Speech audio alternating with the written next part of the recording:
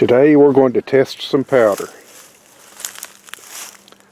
By the way, Thin Water, what do you think about this nice pistol on the rusty metal drum?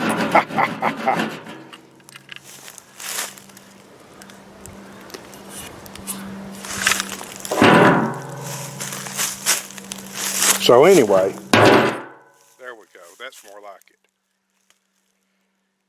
Anyway, I had some 30-06 ammo that was kind of suspicious, and I won't go into the reasons why it was suspicious, but I decided I better pull it down instead of shooting it. So I pulled it down, and most of it had ball powder in it that was about 47.5 grains under a 150 grain full metal jacket bullet. And but like I said, suspicious. I was thinking, you know, that could be tight group or some other fast pistol powder. And so I better test it in something that doesn't stand as much a chance of ruining my day as firing 47.5 grains of it in 30-06 has the potential of doing. So I loaded it in some 9mm. 9mm is limited case capacity, and this high point pistol is a straight blowback. So that's one of the safest ways in my way of thinking to test powder that you're not sure what it is. So let's proceed and see what happens. Time for the powder test. One 9mm with the ball powder from 30-06 cartridges. Probably H335 or something similar, but I'm just making sure it's not something crazy.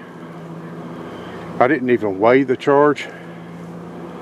I just put enough powder in the case to visually come to the base of the bullet, because I think even if it were turned out to be tight group, it would definitely be a full power load, but it wouldn't be enough to hurt the gun. Probably. I'm pretty sure it wouldn't. So, but I think it's probably like H335 or something. And so I loaded a 124, 125 or thereabouts grain cast lead bullet on top of it. And so we're going to see what happens. It'll probably be a foof, a squib load. And being a lead bullet, even if it gets stuck in the barrel, it won't be a hassle to drive it out. So it did go fully into battery apparently. So let's try it and see what happens.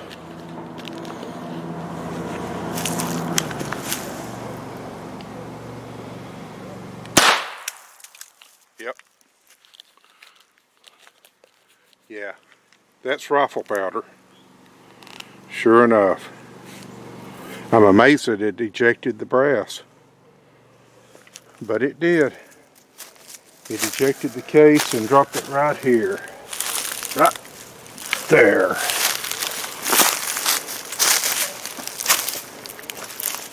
So, that's interesting. It's pretty interesting that it had enough power to do that, and it did drive the bullet out of the barrel too. Sure did. The bore is clear. I could actually, you know, I mean, I've got, I don't know, 500 grains of that or something. So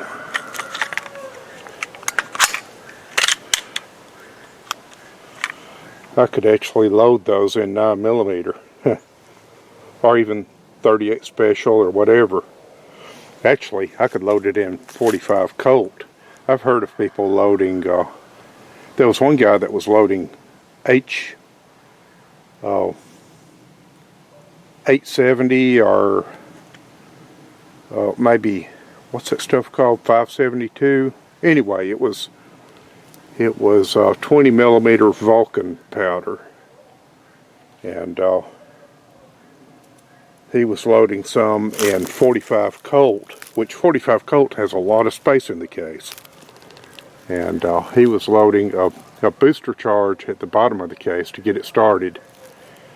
Booster charge of I don't know, Unique or something like that, and then a case full of the 20 millimeter Vulcan powder, and getting reasonable velocities, you know, because the booster charge was enough to get the powder going well. And I thought about doing that, but you know, it takes so much of the cannon powder to do it that I would do it if I had to, but you know, you don't really save very much, because if you're using, say, Unique, then you just basically double the amount of Unique that you're using as a booster and just have that be the main charge, and it works just as well. But anyway, bottom line is, with this powder, with 500 grains of this powder, and that was probably, I don't know, 7 grains. Like I said, I didn't weigh it, but I could get quite a few rounds of 9 millimeter quiet loads, and it did actually eject. I don't know if it would have picked up the next round, but it would probably do even better with 147 grain bullets. So, whatever. Maybe I'll just load it in 223. Anyway, we know that it's not tight group or anything like that.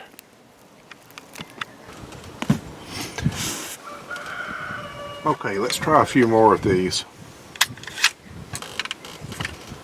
I loaded 2 more rounds with the rifle powder, and this time I actually did weigh them, and I used a dipper too, instead of just eyeballing it, which I don't recommend, by the way. But I felt safe enough doing it, given the particular powder I was using and so on. And, you know, the case being that it's 9 millimeter, which is limited case capacity.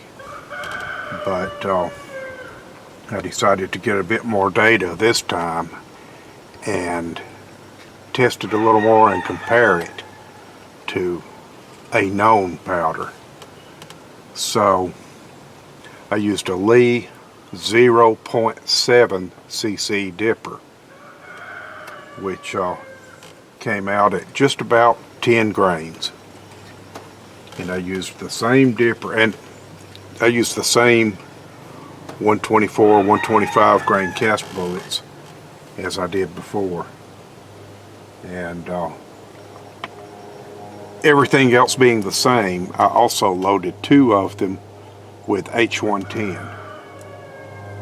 And using the same 0.7 cc dipper, which came out, you know, a couple of tenths different, but still basically about 10 grains, which a lot of the ball powders are of similar density, so weighing a known volume doesn't necessarily tell you what powder it is.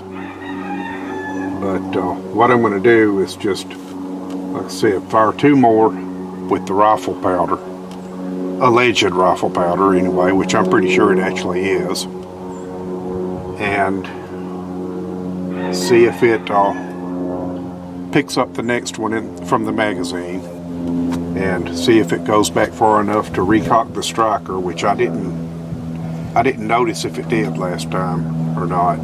I kind of think it did, but I'm not 100% sure. But anyway, 2 of those, and then I'm going to fire the 2 of the same volume and basically same weight of H110 and compare them and see how they do. Now, H110 10 grains of H110 will still be a pretty light load in 9mm, because that's why you don't see any H110 loads for 9mm, because it doesn't have enough case volume to get full power out of it. So most people don't bother with it. Anyway, proceeding on, and this is the rifle powder.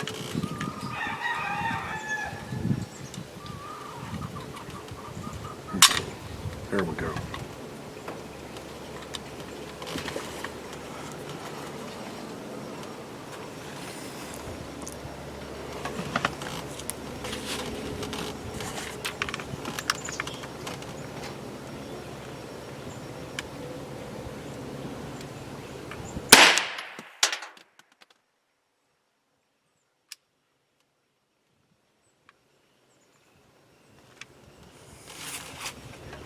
Ejected the case,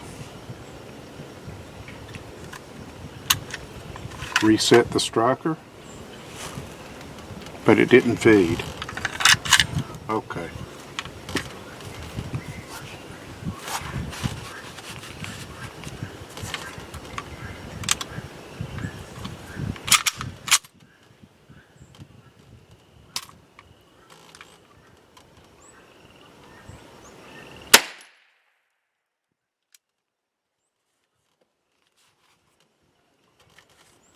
Also reset the striker. I don't know, if I used a compressed load, say it's 10 grains, if I went to say 11 grains maybe and compress it, that might be just enough to make it fully functional.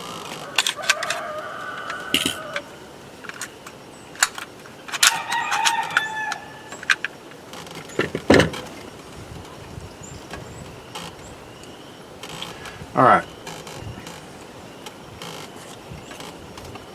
now these two are the H110, and we're going to see how they compare. I'm actually glad it didn't feed, because if this does feed, that'll give me a, give me something that I can use as a comparison. Because if it feeds, that'll be proof that it's more power.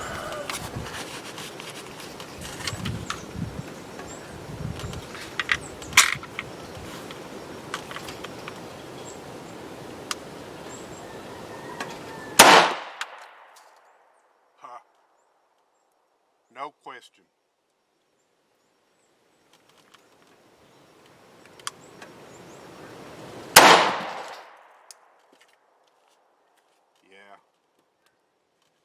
Yeah, that was way more powerful. In fact, I was really surprised by how hot that was. That's definitely full power 9mm.